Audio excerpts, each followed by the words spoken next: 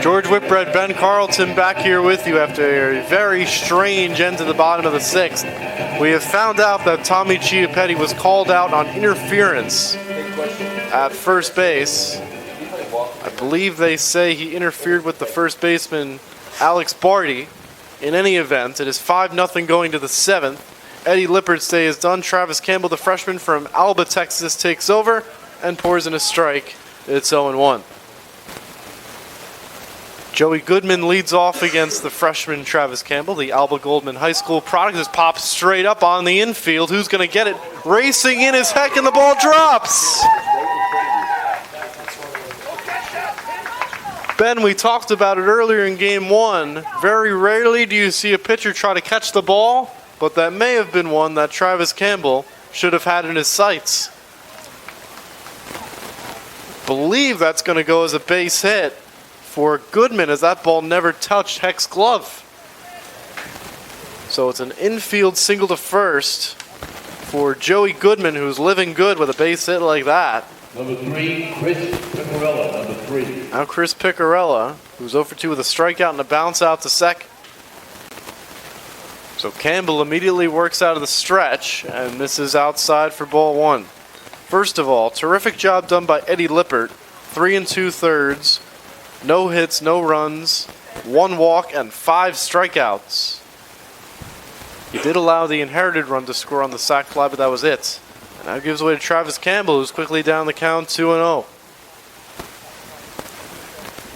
Travis comes into this game a 2.20 ERA, his 14th appearance of the year for the freshman. 16 1/3 innings, 14 hits, 6 runs, 4 of them earned, as the 2-0 is popped foul by Picarella, 2-1.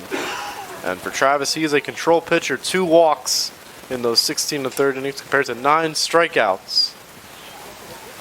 But an unfortunate miscommunication between Campbell and Heck, allowing for the bloop hit by Goodman to start the inning.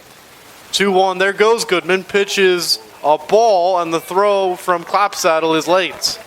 Stolen base for Joey Goodman, who looks like he paid the price, sliding into second base. He's hunched over at the bag, and he is in a lot of pain.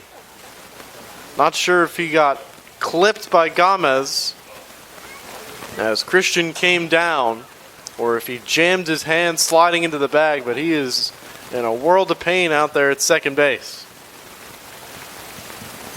And the Mariners' athletic trainer, Dan Ungersvad, immediately hustling out to second base to check on Joey Goodman. It's possible he got his leg pinned under him as well, and he's grabbing at that right leg now as he sits on his backside. And in painful fashion, Joey Goodman stays perfect on the year in stolen bases. He's 16 for 16. And he is now on his back now, and looks like Dan Ungersvad trying to help him to his feet. We hope Joey Goodman is all right. Might be cramping, if anything. It's a hot, humid day out there, folks. It may only be 63 degrees, but with the rain on the horizon and the humidity in the air, cramps certainly a possibility. And Joey Goodman is still down by second base. Looks like Dan Ungersvad is stretching out one of the legs over there. And now Ungersvad able to help Joey Goodman to his feet. Charlie Barbieri out there as well. We'll see if Joey Goodman is able to stay in this game. And looks like Joey will get a chance to loosen the legs up.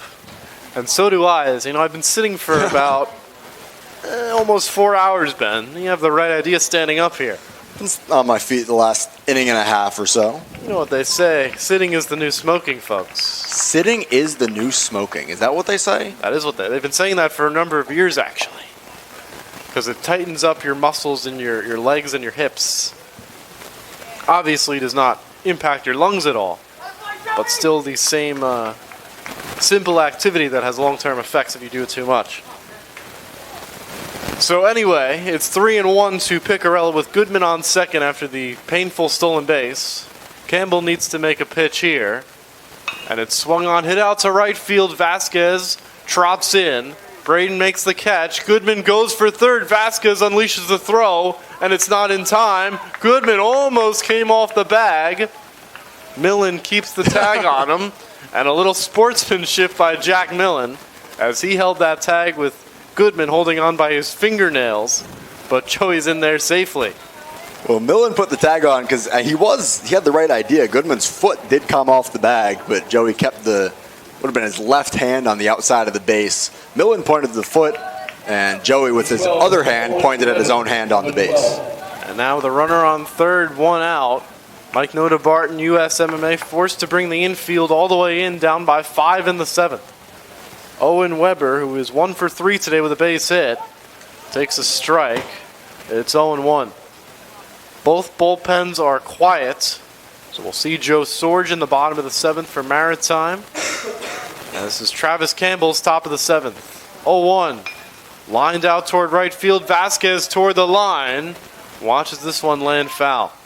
And in a situation like this, Ben, if you're Braden Vasquez in right field or Luke Crewer in left field, if you get a fly ball down the line that you know 100% sure is going to land foul, I think this is one of the spots you let it drop.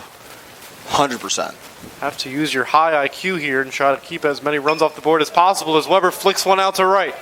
Vasquez races in, slides to grab it, coming to the plate and scoring the 6th Maritime run successfully is Goodman to make it 6-0. Well, I guess the leg's all right for Joey Goodman.